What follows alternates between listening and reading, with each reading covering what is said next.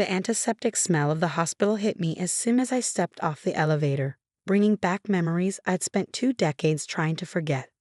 The last time I'd been in a hospital, I was 18 and terrified, clutching my best friend's hand as I brought my daughter into the world. Alone. My heels clicked against the polished floor as I made my way down the corridor, following the room numbers until I reached 412. Through the window, I could see her, Eleanor Matthews, my mother, looking far smaller than I remembered in the hospital bed. My name is Sarah Collins, and 20 years ago, my mother threw me out of our house for refusing to get an abortion. Now she needed me, and part of me wanted to walk away just like she had. But I'm not her. I never was. Sarah. A familiar voice made me turn. My younger sister Rebecca stood there, clutching a coffee cup, her perfectly highlighted hair and designer clothes a stark contrast to the sterile hospital surroundings. You actually came. You said it was urgent, I replied, keeping my voice neutral. That she's dying. Rebecca nodded, glancing through the window at our mother. Her kidneys are failing. She needs a transplant, and she hesitated. You're the only match in the family. Of course I was.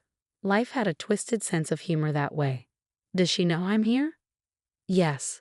Rebecca shifted uncomfortably. She's been asking for you, actually, ever since she found out about the match. I bet she has, I thought bitterly. 20 years of silence, and now suddenly she wanted to talk, because she needed something from me.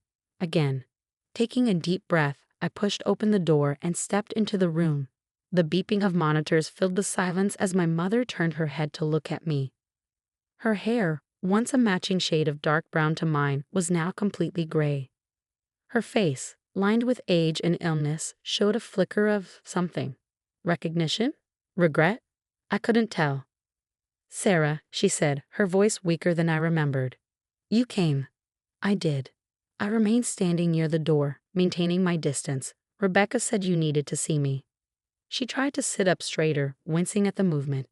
I know it's been a long time. 20 years, I said flatly, since the night you threw me out for ruining your perfect family image. The memory of that night flooded back, sharp and clear despite the passing decades. I'd been terrified to tell her about the pregnancy, but I'd hoped, foolishly, that my mother would support me. Instead, she'd exploded. No daughter of mine is going to be a teenage mother, she'd screamed, throwing my hastily packed bags onto the front lawn. Either fix this mistake or don't come back at all.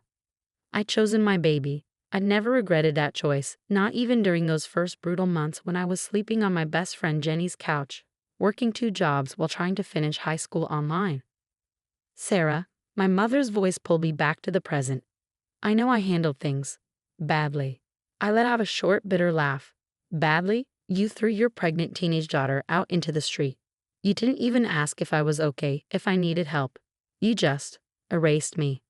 I was trying to protect our family's reputation. No, I cut her off. You were protecting your reputation.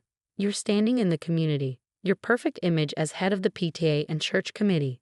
It was always about you. She fell silent, her hands fidgeting with a hospital blanket. Rebecca, who'd followed me into the room, cleared her throat awkwardly. Sarah, please, she said softly. Mom needs a kidney. I finished for her. That's why I'm here, isn't it? Because suddenly you need something from the daughter you threw away. My mother's eyes filled with tears. Once, those tears would have devastated me, made me rush to apologize and make things right. But I wasn't that desperate to please teenager anymore. I made mistakes, she whispered. Terrible mistakes. But I'm your mother. Are you? I asked quietly, because a mother doesn't abandon her child when they need her most. A mother doesn't choose reputation over love. I thought about my own daughter, Emma, now 19 and thriving in her 2nd year of college. We'd had our struggles. Raising a child while barely more than a child myself wasn't easy, but I'd never made her feel unwanted, never made her feel like she had to earn my love. What do you want from me? My mother asked, her voice small. The truth, I said. For once in your life, tell me the truth. Not what you think people want to hear, not what maintains your image. The truth. She looked away, staring out the window at the gray October sky. For a moment, I thought she wouldn't answer. Then, so quietly I almost missed it, she spoke. I was scared. I waited, saying nothing. When you told me you were pregnant, all I could think about was my own mother, how she'd been a teenage mother, how she'd struggled and suffered and died young, leaving me alone. Her hands twisted in the blanket. I was terrified you'd end up the same way. So you made sure I was alone yourself. The words came out sharper than I intended. I thought if I was harsh enough, you'd change your mind. Choose a different path. She let out a shaky breath. By the time I realized what I'd done, how badly I'd failed you, it seemed too late. It wasn't too late, I said, my voice tight with suppressed emotion. You knew where I was. Jenny's parents took me in. Let me stay with them until I finished high school. You drove past their house every day on your way to work. You saw my car in their driveway. I know. A tear slid down her cheek. I saw you sometimes, getting bigger as the pregnancy progressed. I wanted to stop, to apologize, but your pride was more important, I finished for her. She didn't deny it. Rebecca, who'd been silent during this exchange, stepped forward. Sarah, please. Whatever happened in the past. Mom needs help now. The doctors say without a transplant. I held up a hand to stop her. I know what happens without a transplant. I also know that agreeing to be a donor is a major decision, one that requires extensive physical and psychological evaluation. It's not something I can decide standing here in this hospital room. My mother's face fell, but she nodded slowly. I understand. I don't deserve your help. I know that. But would you at least tell me about my grandchild? Just once before. I studied her face, looking for any sign of manipulation, but all I saw was genuine longing and perhaps regret. Her name is Emma, I said finally. She's 19, studying environmental science at Berkeley. She's brilliant, compassionate, and stronger than I ever was. 19, my mother whispered. The same age I was when I had you. The irony wasn't lost on me. But unlike her, I'd made different choices when faced with a teenage daughter. I'd chosen love over judgment, support over rejection. I need time, I said, stepping back toward the door. Time to think about everything. About what you're asking. Of course, she said quickly. Whatever you need. Just, will you come back? Even if you decide not to. I paused at the door, thinking about Emma, about the lessons I'd taught her about forgiveness and compassion, about how sometimes the hardest choices aren't between right and wrong, but between different kinds of right. I'll come back, I said quietly, but not because you're my mother, because I'm not the kind of person who walks away when someone needs help, even if they once walked away from me. As I left the hospital, my phone buzzed with a text from Emma. How did it go with Grandma? Are you okay? I smiled slightly, remembering her reaction when I told her about my mother's request. Unlike me at her age, Emma had grown up knowing she was loved unconditionally. It gave her the strength to be compassionate, even toward those who might not deserve it. I'm okay, I typed back. It's complicated. Can we talk tonight? Of course, Mom. Love you. 3 simple words that meant everything. 3 words my mother had never said to me after that night 20 years ago. I got into my car, but didn't start it immediately. Instead, I sat there, thinking about choices and consequences, about patterns repeating across generations, and about the power we have to break those patterns. My mother had chosen pride over love. I had chosen my daughter over everything else. Now I had another choice to make, and this time, lives hung in the balance. The next morning, I sat in my kitchen, staring at old photographs spread across the table. Jenny had dropped them off last night after hearing about my hospital visit, pictures she kept from those difficult early days after my mother threw me out. There I was, 17, and terrified, my baby bump just starting to show. Another of me studying for finals on Jenny's couch, textbooks balanced on my growing belly. The day Emma was born, my face exhausted but radiant as I held my daughter for the first time. My mother wasn't in any of them. She'd missed it all. My phone buzzed. Rebecca again. She'd been texting constantly since yesterday, alternating between guilt trips and pleas for understanding. Mom's numbers are getting worse. This one read. The doctors say we need to make a decision soon. I set the phone down without responding, picking up another photograph instead. This one was more recent. Emma's high school graduation. She stood between me and Jenny, all of us laughing at something off camera. My daughter had grown up surrounded by love, even if it wasn't the conventional family structure my mother had valued so highly.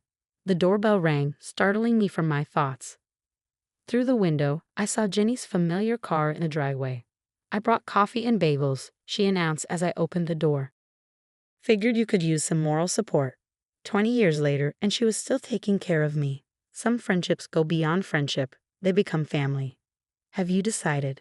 She asked, setting the food down and studying my face. I don't know, I admitted. Part of me wants to walk away, to let her face the consequences of her choices like she made me face mine. Jenny nodded, understanding in her eyes. She'd been there through everything. The nights I cried myself to sleep, the struggle of juggling school and work while pregnant, the moment I finally held Emma in my arms. But, she prompted gently. But I keep thinking about Emma, I said softly, about how I've always taught her that forgiveness isn't about whether someone deserves it. It's about who we choose to be. And who do you choose to be, Sarah? That was the question, wasn't it? The one I'd been wrestling with since leaving the hospital yesterday. Before I could answer, my phone buzzed again. This time it wasn't Rebecca. It was Dr. Martinez, the transplant coordinator I'd spoken with last night. Ms. Collins, we've reviewed your mother's case. If you're interested in being evaluated as a donor, we should start the process soon. Her condition is deteriorating rapidly. I closed my eyes, thinking about choices and consequences. About the night my mother had thrown me out, and all the nights after when I promised myself I'd never be that kind of parent. I'll do the evaluation, I heard myself say. But I have conditions. An hour later, I walked back into my mother's hospital room. She looked worse than yesterday, her skin taking on a yellowish tinge that spoke of advancing kidney failure. Sarah, she breathed, hope flickering across her face. You came back. I did, I said, sitting in the chair beside her bed. And I've agreed to be evaluated as a donor. Her eyes filled with tears. Thank you, I'm not finished, I cut her off firmly. I have conditions. First, if I'm approved as a donor, you need to go to therapy. Real therapy, not just the church counseling you believe in. You need to deal with your own trauma about your mother instead of passing it on. She flinched but nodded. Second, I continued, if you want a relationship with Emma, and that's her choice, not yours or mine, you accept her exactly as she is. No judgment, no attempts to mold her into your idea of perfect. Of course, she whispered, anything. And finally, I met her eyes steadily. You need to understand that this doesn't fix everything. A kidney doesn't erase 20 years of absence. If you want to be part of our lives, you have to earn it. Every day. Can you do that? She was quiet for a long moment, really looking at me perhaps for the first time since I'd returned. You're not the same girl I threw out, she said finally. No, I agreed.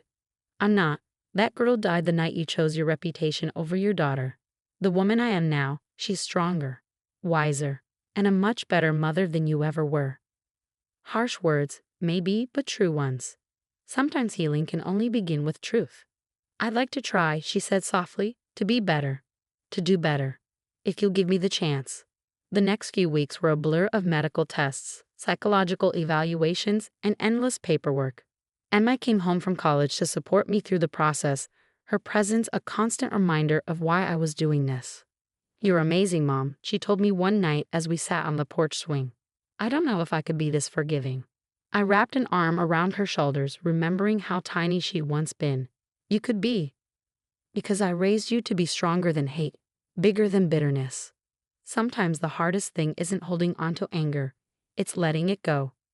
The surgery was scheduled for a Tuesday in November. As they wheeled me into the operating room, I thought about cycles and how we choose to break them. My grandmother had been a teenage mother who died young, leaving my mother alone and traumatized. My mother had responded to my pregnancy by choosing abandonment over support. But I had chosen differently. I had chosen to keep my baby, to build a life filled with love instead of judgment. And now I was choosing to give my mother a second chance, not because she deserved it, but because I refused to let her mistakes define who I was. 3 months after the successful transplant, we sat in my therapist's office, part of the healing process we'd both committed to. It wasn't easy.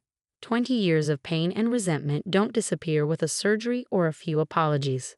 I look at Emma, my mother said during one session, and I see everything I should have done differently. She's so confident, so secure in your love. I robbed you of that security, and I'll regret that for the rest of my life. Yes, I agreed, you will. But regret can either paralyze us or motivate us to do better. The choice is yours. She was trying. She attended therapy faithfully, worked to understand her own trauma responses, and never once tried to force a relationship with Emma. She waited, patient and humble, until Emma decided she was ready to know her grandmother. A year after the surgery, we celebrated Emma's 20th birthday. 4 generations of women sat around my dining room table: my mother, me, Emma, and Jenny, who was as much family as any of us.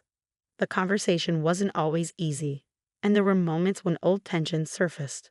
But as I watched my mother tentatively sharing stories with Emma, saw the genuine interest in her eyes as Emma talked about her environmental science projects, I realized something important. Sometimes the greatest act of love isn't protecting our children from pain. It's showing them how to heal from it. I had given my mother more than a kidney. I had given her a chance to break her own cycle of trauma and fear. Whether she took that chance was up to her, but I knew I had made the right choice. Not because she deserved it, not because it erased the past, but because I had chosen to be the kind of person who helps others heal, even if they once caused me pain. That night, after everyone had gone home, Emma helped me clean up the kitchen. "You know what I admire most about you, Mom?" she said suddenly. "My excellent taste in birthday cakes?" I teased. She smiled but shook her head. "No, the way you taught me that strength isn't about not getting hurt. It's about what you choose to do with the hurt. You could have let what Grandma did make you bitter, make you hard. Instead, you chose to be better." I pulled her into a hug, thinking about choices and consequences, about cycles broken and new patterns formed.